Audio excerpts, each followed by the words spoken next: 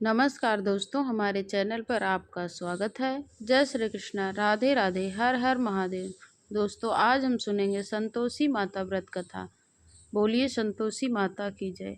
एक समय की बात है, एक बुढ़िया के 7 बेटे थे। 6 कमाने वाले थे, एक नहीं कमाता था। वह बुढ़िया 6 बेटों को अच्छा खाना बनाकर खिलाती है, पर 7वें को उन सबका बचा हुआ जूठा खाना खिलाती।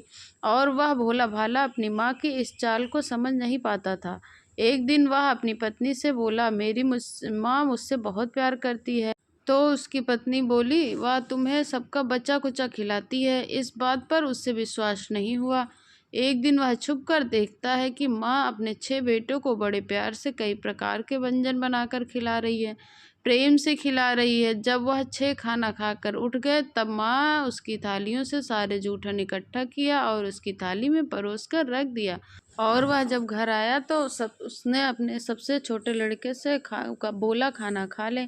वह बोला, माँ मैं खाना नहीं खाऊंगा, मैं परदेश जा रहा हूँ। माँ बोली, कल का जाता आज ही चला जा। घर से निकल गया और गौशाला में पहुंच गया, जहां उसकी पत्नी गोबर के उपले थाप रही थी। अपनी पत्नी के पास गया और बोला, मैं परदेश जा रहा हूँ, कुछ समय के बाद आऊँगा। तुम संतोष से रहना और अपने धर्म का पालन करना। इस पर उसकी पत्नी बोली, स्वामी आप आनंद से जाइए, मेरी चिंता मत करिए। मैं तो राम भरोसे हूँ, ईश्वर आपकी सहायता करे। अपनी कोई निशानी है तो मुझे दे दीजिए, जिसे देखकर मैं धीरज करती रहूंगी। इस पर वह बोला, मेरे पास तो कुछ भी नहीं है अंगूठी के सिवा, तुम यही रख लो और मुझे भी अपनी कोई निशानी दे दो। तो वह बोली, मेरे पास भी कुछ भी नहीं है, बस यह गोबर से भरे हाथ है। यह कहकर उसने अपने पति के पीठ पर गोबर के हाथ को थाप दिया। वह चल दिया। चलते चलते दूसरे किसी नगर में पहुंचा। वहां एक व्यापारी की दुकान थी। बोला, भाई मुझे नौकरी पर रख लो। व्यापारी को नौकर की जरूरत थी। वह बोला, ठीक है, लेकिन तनख्वाह तुम्हारा काम देखकर ही बताऊंगा। वहीं रहने लगा। 7 से 9 बजे तक काम करने लगा। थोड़े दिनों में वह व्यापारी का सारा लेन देन का हिसाब करने लगा। कुछ ही समय में सेठ नामी बन गया। सेठ के मुनाफे का हिस्सेदार बना दिया और 12 वर्ष में नामी सेठ बन गया। उसकी पत्नी को सास और जेठानियां बड़ा कष्ट देने लगी। उसे लकड़ी लेने जंगल में भेजती, भूसे की रोटी देती, फूटे नारियल में पानी देती। वह बड़े कष्टों से जीवन बिता रही थी। एक दिन जब वह लकड़ी लेने जा रही थी, तो उसने रास्ते में एक मंदिर में कुछ औरतों को व्रत करते हुए और कथा सुन रही थी। वह पूछने लगी कि यह क्या कर रही हो, इसे करने से क्या होता है और यह कैसे किया जाता है। तब एक स्त्री बोली, अपनी संतोषी माता का व्रत है, इसे करने से मनवांछित फल प्राप्त होता है और गरीबी, मन की चिंताएं मुक्त होती हैं, ग्रह क्लेश से मुक्ति होती है, संतान सुख, धन शांति और मनपसंद वर मिलता है और दुख दूर होते हैं। दूर गए पति के दर्शन होते हैं। उन्होंने उसे व्रत की विधि बता दी। उसने रास्ते में सारी लकड़ियां बेच दी और उन पैसों से गुड़ चना खरीद लिया और व्रत की तैयारी कर संतोषी माता के मंदिर में पहुंच गई। माता से दुखी होकर विनती करने लगी, मैं अज्ञानी हूँ और मुझे बहुत दुख है। मैं आपकी शरण में आई हूँ, मेरा दुख दूर करो माँ। यह सब वो शुक्रवार ऐसी ही करती। एक दिन माता को उस पर दया आ गई। एक शुक्रवार उसके पति का पत्र आया, अगले शुक्रवार को उसका पैसा हुआ धन आया। अब वह माता के मंदिर में गई, उनके चरणों में गिरकर रोने लगी। माँ, मैंने पैसे कब मांगे थे, मुझे तो अपना सुहाग चाहिए। मैं तो अपने स्वामी के दर्शन करना चाहती हूँ और उनकी सेवा करना चाहती हूँ।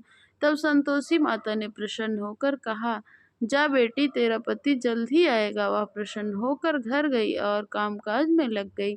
उधर संतोषी माता ने स्वप्न में उसके पति को याद दिलाते हुए कहा, बेटा तुझे घर नहीं जाना, तेरी पत्नी तुझको याद करती है। वह बोला, माँ मैं कैसे जाऊं, परदेश की बात है, लेन देन के कई हिसाब बाकी हैं। माँ बोली, सवेरे उठकर मेरा नाम लेकर घी का दीपक जलाना और फिर स्थान पर बैठना। सवेरे उठकर उसने वैसा ही किया। देखते ही देखते सारा लेन देन साफ हो गया और धन का ढेर लग गया। वह खुश होकर अपनी घर की ओर रवाना हो गया। उधर उसकी पत्नी रोज की तरह लकड़ियां लेने संतोषी माता की पूजा अर्चना करती। एक दिन वह बोली, माँ यह धूल कैसी उड़ रही है। माँ बोली, तेरा पति आ रहा है, तू लकड़ियों के 3 बोझ बना ले, एक नदी के किनारे रख दे, एक यहाँ रख दे, तीसरा अपने सिर पर रख ले। तेरे पति के दिल में लकड़ियों के गट्ठर को देखकर मोह पैदा होगा और घर जाकर आवाज लगाना, सासू जी लकड़ियों का गट्ठर लो, भूसी की रोटी दो और न फूटे नारियल में पानी दो। इससे कौन मेहमान आया है। और वैसा ही किया। घर गई, आंगन में लकड़ियों का गट्ठर रख कर बोली, सासू जी लकड़ियों का गट्ठर लो, भूसी की रोटी दो, फूटे नारियल में पानी दो। आज कौन मेहमान आया है। यह सुनकर सास दौड़ी दौड़ी बाहर आई और अपने कष्टों को भुलाने के लिए कहने लगी, बेटी तेरा पति आया है, आ मीठा भात खा, गहने पहन, कपड़े पहन। इतने में उसका पति बाहर आया और उसके हाथ में अपनी अंगूठी देखकर माँ से पूछने लगा, माँ यह कौन है। माँ बोली, बेटा तेरी बहू है, ये पूरे 12 वर्ष हो गए हैं, दिन भर घूमती फिरती रहती है, कामकाज भी कोई नहीं करती, तुम्हें देखकर नखरे कर रही है। वह बोला, माँ मैंने उसे भी देख लिया और तुम्हें भी देख लिया, अब मुझे दूसरे घर की चाबियां दे दो, मैं उसमें रहूंगा। माँ बोली, ठीक है, जैसी तेरी मर्जी। उसने चाबियों का गुच्छा पटक दिया। बेटे ने अपना सामान दूसरे घर में रख लिया। देखते देखते उसके राजा के जैसे सामान ठाट बाट हो गए। अगला शुक्रवार आया। वह अपने पति से बोली, मुझे संतोषी माता का व्रत का उद्यापन करना है। वह बोला, खुशी से कर लो। तैयारियों में लग गई और जेठ जेठानियों के लड़कों को बुलाया। पीछे से जेठानियों ने अपने बच्चों को सिखा दिया, तुम खटाई मांगना, खाना खाने के बाद खटाई मांगना, जिससे उसका उद्यापन पूरा ना हो। लड़कों ने खाना खाई और खटाई मांगी। तब वह बोली, खटाई नहीं मिलेगी, यह संतोषी माता का प्रसाद है। लड़के बोले, तो फिर पैसे ही दे दो। भोली भाली समझ नहीं सकी, उसने उन्हें पैसे दे दिए। उन पैसों से उन्होंने खटाई लाकर खा ली। इस बात पर संतोषी माता क्रोधित हो गई। राजा के दूत उसके पति को पकड़ कर ले गए। वह बेचारी रोती हुई माता जी के मंदिर फिर से गई और बोली, माता यह क्या किया। माता बोली, पुत्री मुझे दुख है कि तुमने अभिमान करके मेरा व्रत तोड़ा है, इतनी जल्दी सब भूल गई। वह बोली, माता मैंने तो कुछ भी गलत नहीं किया था, मैंने भूल से लड़कों को पैसे दे दिए थे, मुझे क्षमा करो, मैं दोबारा तुम्हारा उद्यापन करूंगी। माता बोली, जा तेरा पति रास्ते में आता हुआ मिलेगा। वह चली गई कि रास्ते में उसका पति आता हुआ दिखाई दिया। उससे उसने पूछा कि तुम कहाँ गए थे। वह बोला, राजा ने मुझसे मिलने को लिए बुलाया था। अगले शुक्रवार उसने फिर से उद्यापन किया। जेठ के लड़कों को बुलाया। जेठानियों ने फिर उसे सिखा दिया, बच्चों तुम भोजन से पहले ही खटाई मांगना।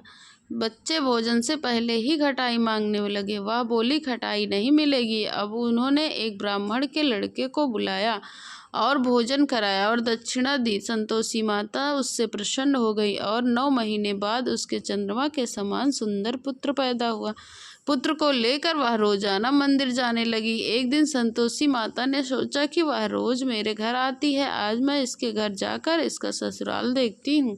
यह सोचकर संतोषी माता ने रूप धारण कर गुड़ और चने से सना हुआ मुख, ऊपर सूंड के समान होठ, जिन पर मक्खियां भिनभिना रही थी, ऐसी सूरत में वह उसके घर गई। दहलीज पे पांव रखते ही उसकी सास बोली, देखो कोई डाकनी आ रही है, इसे भगाओ वरना किसी को खा जाएगी।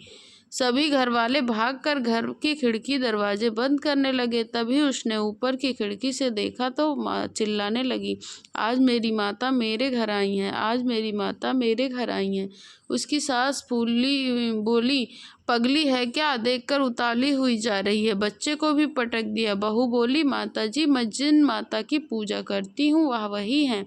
वह माता। ऐसा ही कहकर उसने सारा खिड़की दरवाज़ा खोल दिया और संतोषी माँ के चरण पकड़ लिए, उनसे विनती करने लगी, माता हम मूर्ख हैं, अज्ञानी हैं, पापी हैं, आपके व्रत की विधि हम नहीं जानते, आपका व्रत भंग करके हमने बहुत बड़ा अपराध किया है, जगत माता हमारा अपराध क्षमा करें। माता बहुत खुश हुई। संतोषी माता, जिस प्रकार आपने बहू को फल दिया वैसे ही सबको फल देना। कहानी सुनने वाले को और सुनाने वालों की मनोकामना पूरा करना। संतोषी माता की जय।